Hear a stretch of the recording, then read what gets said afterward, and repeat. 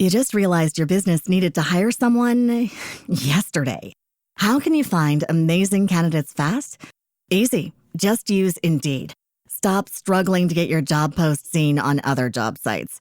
With Indeed sponsored jobs, your post jumps to the top of the page for your relevant candidates, so you can reach the people you want faster. According to Indeed data, sponsored jobs posted directly on Indeed have 45% more applications than non-sponsored jobs. Don't wait any longer. Speed up your hiring right now with Indeed. And listeners of this show will get a $75 sponsored job credit to get your jobs more visibility at Indeed.com/ARTS. Just go to Indeed.com/ARTS right now and support our show by saying you heard about Indeed on this podcast. Terms and conditions apply. Hiring? Indeed is all you need. Other shows we have for you to enjoy at myclassicradio.net. The Avengers was most certainly not a household name in South Africa prior to the radio series. With no national television service until 1976, the mechanism simply was not present in the country to show television programs to mass audiences.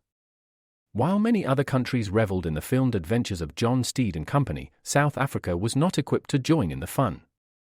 The series took Britain by storm and made a major impression in the American markets, being the greatest of rarities, a British series given a network transmission slot. However, as a filmed series, rather than a videotaped one, The Avengers was able to gain a modicum of exposure in South Africa through film rentals. Come and listen at myclassicradio.net. Now extended through January 14th, join a clean and spacious Planet Fitness for zero enrollment and only $10 a month. With tons of equipment and free fitness training, it's the perfect place for everybody to work out. Even me, mister. I'm so stressed I grind my teeth more than most people grind coffee. Especially you. Give your anxiety-clenched jaw a rest. My molars will be so happy. Start feeling fit-tacular today. Join in club or at planetfitness.com. Zero enrollment, $10 a month, cancel anytime. Deal ends January 14th. See club for details. Bromo Seltzer and NBC bring you William Gargan, starring as Barrie Craig, confidential investigator.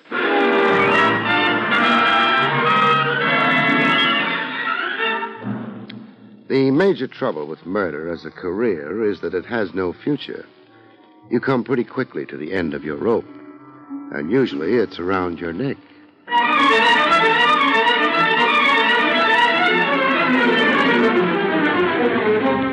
Bromo Seltzer, famous for fast relief of headache and upset stomach, and the National Broadcasting Company present William Gargan in another transcribed drama of mystery and adventure with America's #1 detective, Barrie Craig, confidential investigator. This is Bill Gargan. Before I tell you about tonight's story, which I call The Crimson Queen, here's a word from Bromo Seltzer, famous for fast relief of upset stomach as well as headache. Miss Jordan, report to clinic. Miss Jordan, report to clinic. Miss Jordan. In a recent clinical test, 8 out of 10 nurses reported that for upset stomach, Bromo Seltzer works best. Actually, Bromo Seltzer relieved distress of upset stomach better, more effectively than any of the 5 leading upset stomach remedies which were studied. You see, sparkling, refreshing Bromo Seltzer contains sodium citrate, one of the finest ingredients known to doctors for the relief of acid indigestion. And only Bromo Seltzer gently relieves nervous tension so often associated with upset stomach. So remember, 8 out of 10 nurses report for upset stomach, Bromo Seltzer works best. next time, for prompt relief of upset stomach as well as headache, take Bromo Seltzer, the one leading remedy proved best by a recent clinical test. For best results, use cool water. Follow the label. Avoid excessive use. And remember, 8 out of 10 nurses report for upset stomach, Bromo Seltzer works best.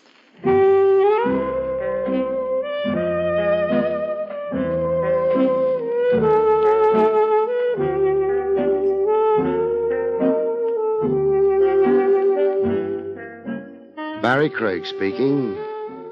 Wintertime, and the nights may be longer, but if you're a confidential investigator like I am, this does you very little good. Except that it gets you out of your office that much quicker. But in my case, it generally gets me over to Willie's wagon, which isn't bad. It's warm there, the windows are steamed over, There's a feeling of being protected against the wind and snow and cold. The only trouble is, there's also Willie's food.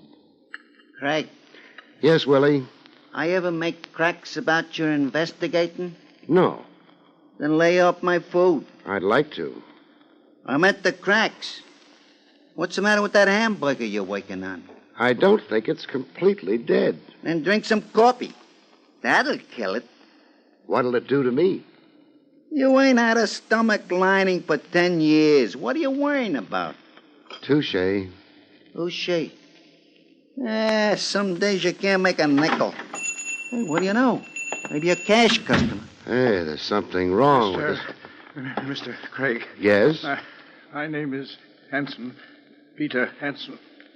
Hey, you better grab a stool. You look... No, never mind. That was at your office. Elevator men told me I might find you here. Jake was right. Want to retain you. Well, that's not hard, but... Want to retain you to find... To find... Yes? My murderer. Oh. Hey, he passed out. Yeah. Way out. What? He was holding the front of his coat together with one hand. It's open now. So what? Oh, that's blood. A knife wound. Blood still coming out, which means he was stabbed not very long ago. Something in his other hand. If I can get it out. Yeah. What is it?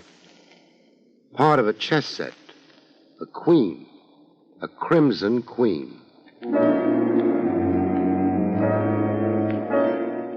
Peter Hanson had come to Willie's wagon with a fatal wound in his chest and a crimson queen gripped tightly in his hand. Peter Hanson had come to Willie's wagon to die there and had died. You want I should call the cops? In a minute. They might not like you going through his pockets. Who's going to tell him about it? Okay, but... He was my client. Not for long. Didn't pay you much either. Bargain basement tonight. All right.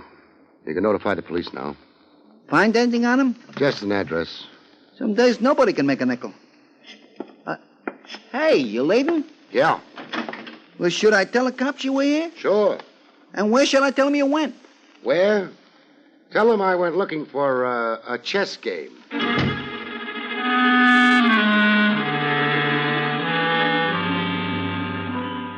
Peter Hanson's house ran to a barbered lawn, ivy on the walls, and a butler in the doorway.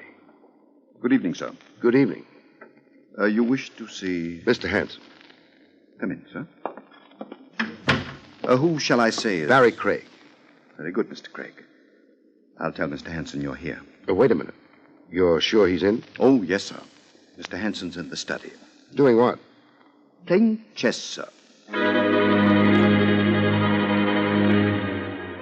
I didn't like to call the butler a liar, so lowbred. On the other hand, I was pretty sure I hadn't been dreaming. I decided to be lowbred. You could be mistaken. Oh, no, sir. If you'll wait here... I'd get lonely. So let's go to the study together, huh? But... Or shall I try it all by myself? Very well. Yes, sir. That is... Lead the way. This is most... most? Sure it is. You just think harshly of me. Maybe that'll make you feel better. I don't know what Mr. Hanson will say. Funny, but I've got a feeling he won't say anything. That the door to the study? Yes, sir, I'll... No. You go back to the pantry or wherever it is butlers hang out. I couldn't... A brawl would be even worse, wouldn't it? I suppose so. What's your name? Groves, sir. Goodbye, Groves.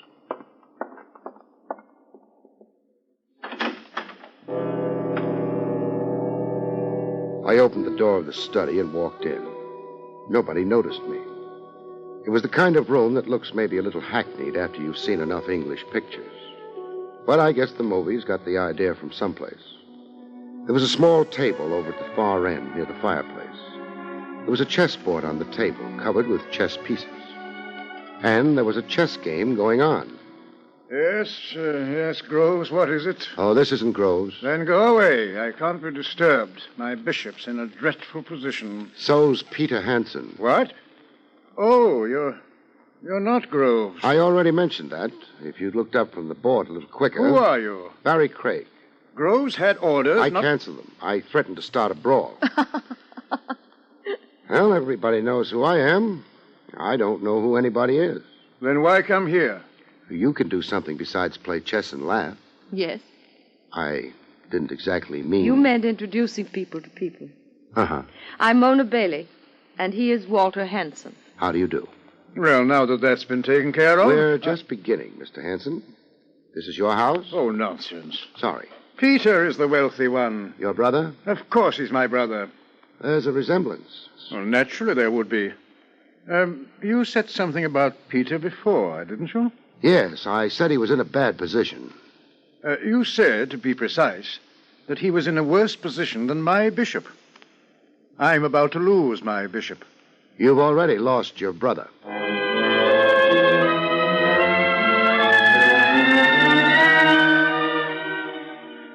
I tried hard to watch both Walter Hanson and the girl when I let that one go. I had some idea about analyzing the expressions on their faces. It didn't work. Walter had no expression, and Mona's face was not the face of a woman you'd expect to find spending a long winter evening playing chess. Apparently your message is of some importance. I'm not quite sure of its meaning. Nothing fancy about it. Your brother's dead. Oh, dear. Wouldn't you like to add a little something to that outburst of wild grief, Miss Bailey? Mrs. Bailey. My mistake. Not a very serious one. My husband's dead. So you turned to chess? I have quite a strong feeling that all this is, this conversation is improper. You may be right. Peter's death is, of course, a great shock. A very great shock. You've said so. But, how did he die? Automobile accident or... Heart failure. Oh? Strange, though. I had no idea Peter's heart was weak. It wasn't until someone stuck a knife in it. The pair of them were good, very good. All they did was stare politely at me. I might have just told them the fuchsias in the greenhouse were suffering from a spot of blight or maybe mildew. How distressing. Yes. On the other hand, now you're the wealthy brother. Why, yes. Yes, now that you mention it. Oh, but only half as wealthy. Who gets the other half? I do. Peter Hanson left you half his dough because you play such good chess? I was married to his sister's only child. Oh, that's good. Keeps it in the family. Walter over there was in quite a hurry to let me know you had as good a reason as he had for... Murdering Peter? But how could either of us have murdered him? He was alive when he left the house. When? Oh, about an hour ago. And we, Walter and I, have been here ever since. Together? Together. That right, Mr. Hanson? Of course it is. Playing chess? Yes. The number of moves both of you made figures. Your bishop is in a bad position, Mr. Hanson. I know it. But, Mrs. Bailey... Yes? Where's your red queen? Mona Bailey had the red pieces, minus a couple of pawns which were lying at the side of the board. And a red queen which wasn't anywhere as I could see. But then I already knew where it was. I lost it. Careless of you to go shopping with it. I meant Walter took it. That means it would be off the board, but... I was so angry with myself, I threw it in the fire. A wild impulse? Well, I suppose, you see, I've quite a temper. Sure. Only thing is, your queen file hasn't been opened yet. It would have been impossible for any white piece to take it. I like the kind of detectives they have on radio much better. What kind's that? The kind that doesn't know anything about chess. Still, Walter will confirm my anecdote, won't he, dear? Of course. You became angry and threw it in the fire. The Red Queen? The Red Queen. Wouldn't it be a shame if it turned up someplace else? Good night. Wait, don't... Pay no attention to him, my dear. I can't let him go without... Oh. You, better answer that. It'll be the police. They'll have news for you. Except it won't be news, will it?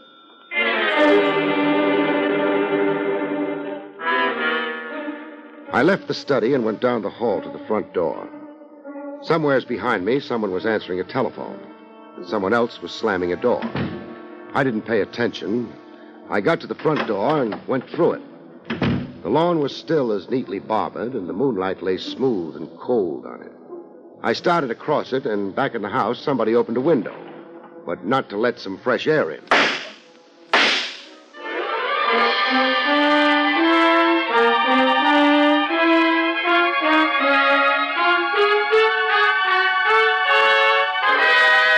Back to Barrie Craig in just a moment. In these uncertain times, it's hard to plan for the future. But more and more American girls are discovering a career that offers both opportunity and security. That career is in modern nursing. You may have old-fashioned ideas about the profession of nursing, and if you do, you owe it to yourself to find out just what this field offers you today. There are new and greater opportunities in this job now than ever before. Today's student nurse receives a valuable professional education, works with interesting and friendly associations.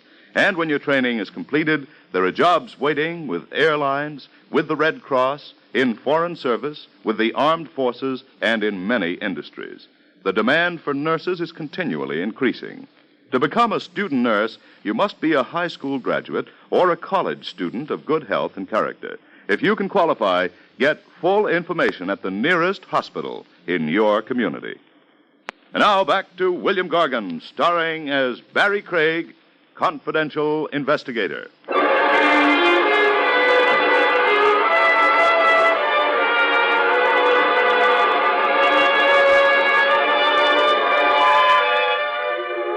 I'm not crazy about the great outdoors, but when you're being shot at, you've got room to move. I moved. That lawn had been overdone. The bushes at the edge looked like home, but home was far away. When I got there, the barrage gave up. I shot a look at the house, but the marksman hadn't put the lights on behind that open window. And at this distance, I couldn't tell which window it was. I thought for a minute of going back to the house and getting indignant. It was a very short minute. Then I started moving away from the house.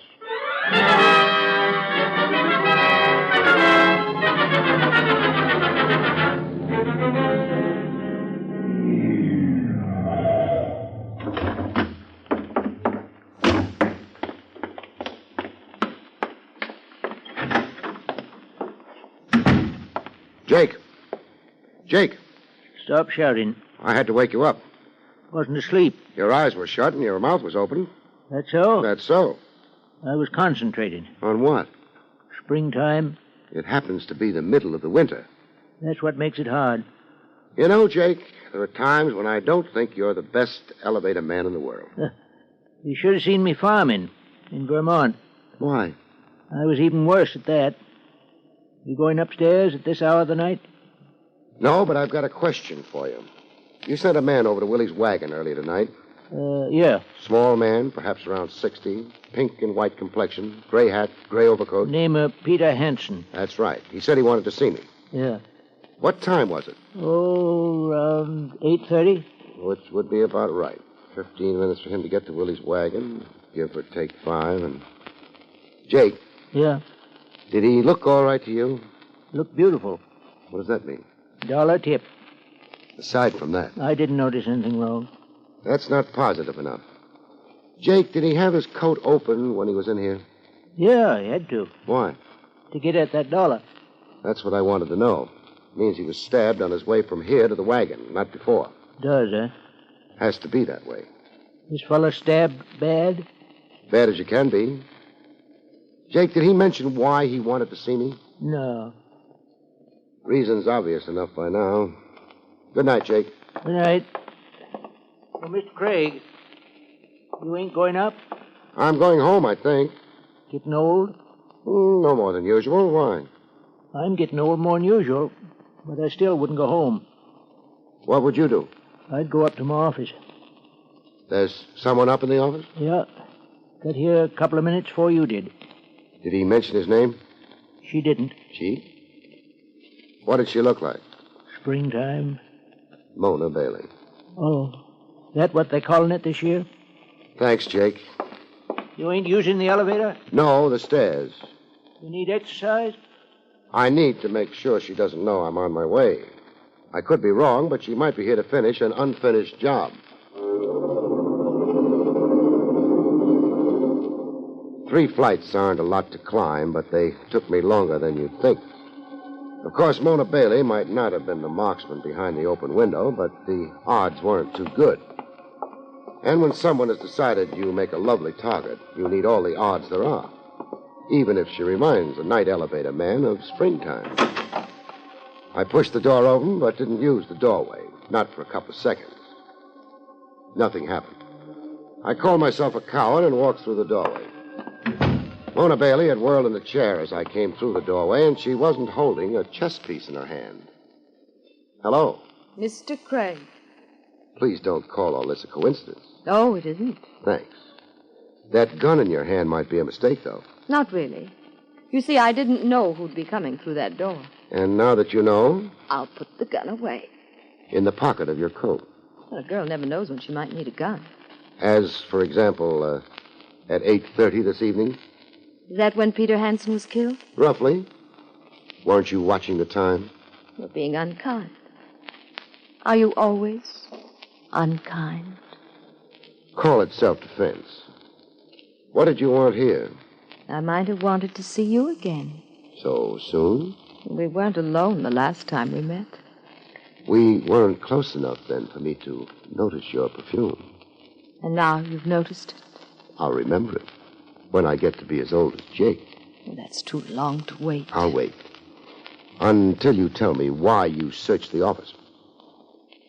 You didn't get a chance to close a couple of the desk drawers. You might have left them open. I might have, but I didn't. Good night, Mr. Craig. You're jumping cues. There's more conversation coming. Noticing those desk drawers, Mr. Craig, while I was close to you is insulting. Call it an occupational disease. What were you looking for? A red queen? I told you I threw it in the fire. Peter Hansen's right hand wasn't singed.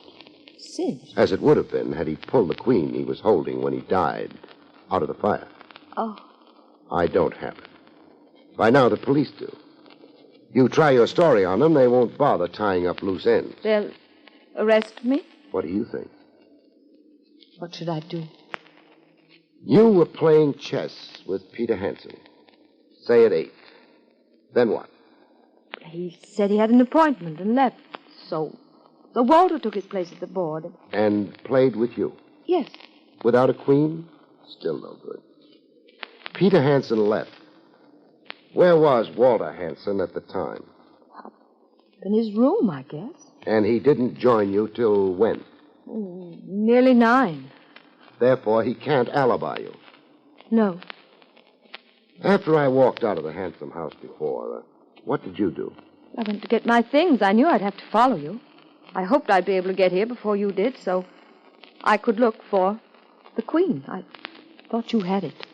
You sure you didn't stop to slow me up by firing a few bullets at me? I didn't. Any witnesses to what you say happened? How could there be? I wouldn't know. We might try finding out. Come here to the window. Stay to one side, though. All right. That car across the street. Yours? I came by cab. Recognize the car? It's the Hansen car. It belonged, like everything else, to Peter. Know who's driving it? I can't see from up here. How would you like a chance to convince me that the perfume you use isn't something to forget? I'd like such a chance. Okay. Walk out of here, go downstairs, and walk out of the building and north along Madison a few blocks. Then take a cab home. That's all? That's all. All right, but... Don't worry. There'll be another installment.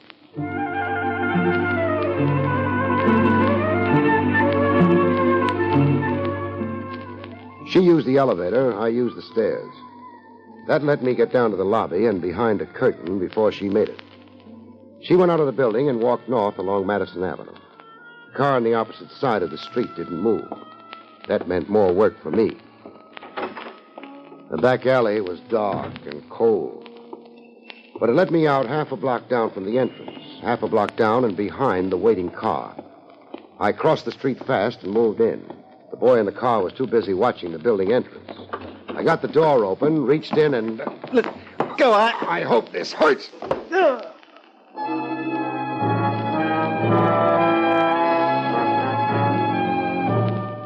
He lost interest for a while. I slid into the seat beside him and went through his pockets. I found the gun without any trouble. It was still faintly warm. I broke the gun and found 2 bullets left. He hadn't bothered reloading. Who? The butler, Groves, of course. Oh. Wake up. You can't stay in a coma forever, Groves. What? Oh. Mr. Craig. Mr. Craig. Don't bother reaching for anything. I've got the gun. Yes, sir. Think you're up to driving? Yes, sir. Then let's get started. Very well, sir. To the police, sir? Don't rush things. Let's make it the house first. You really should give your employers notice, shouldn't you?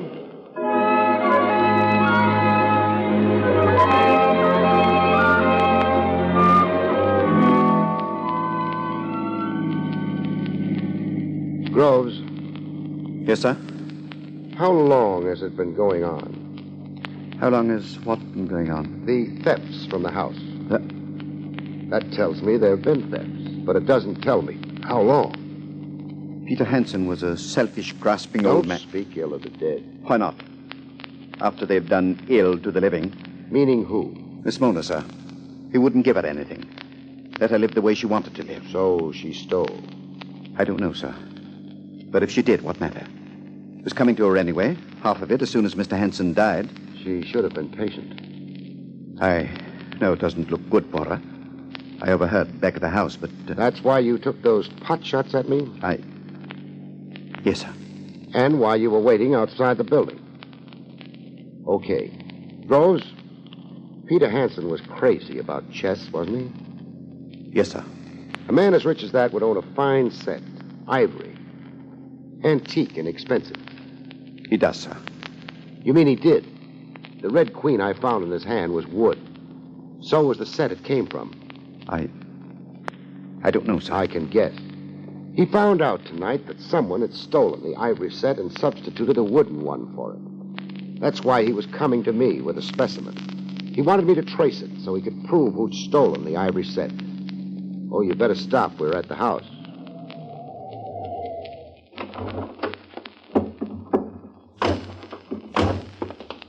Don't bother knocking. It'll be the study. Yeah, but this time you come in with me. Yes, sir. Mr. Craig.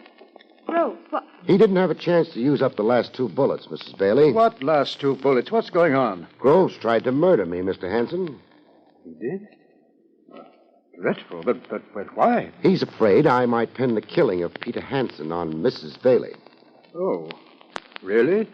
But she couldn't have killed him, could she? Are you asking me? Well, you seem to know. Well, how about that alibi you handed her? Well, I didn't want any unpleasantness, but, well, if you have other evidence, have you? I have. Then I'm afraid I shall have to admit we weren't together all the time. As a matter of fact, I wasn't even home. I know you weren't. Now, you can't blame me for trying to shield Mona. Oh, I can't. What I'm blaming you for is trying to hang the killing on her. Hang the killing on her? Why, you're mad. Why would I do that? You might object to being electrocuted. It's unpleasant. Electrocuted? For what? The murder of your brother. Now, don't move.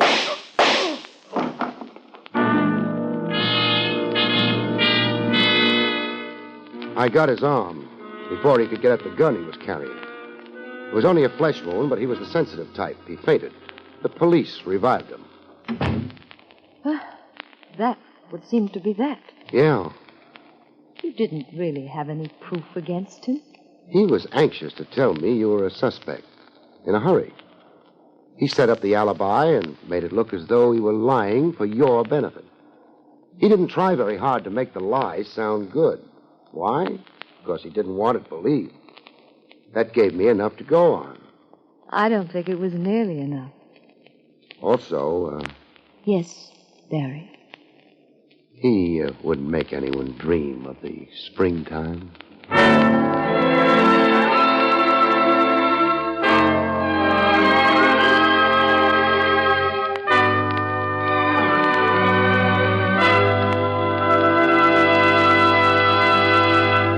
You've been listening to William Gargan in another exciting transcribed mystery drama from the adventures of Barrie Craig, confidential investigator. Tonight's story, The Crimson Queen, was written by Lou Vittis. Next week, it's the strange story titled The Vanished Lady, about which Barrie Craig has this to say. Next week, a laughing killer finds the laugh is on himself. A blonde turns gray when a corpse comes to life. And a gunsmith finds that shooting off his mouth can be fatal. Good night, folks. See you next week.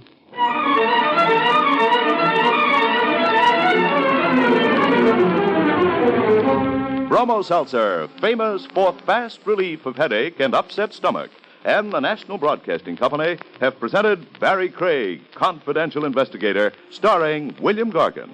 Featured in the role of Mona was Barbara Weeks. Carl Caruso speaking.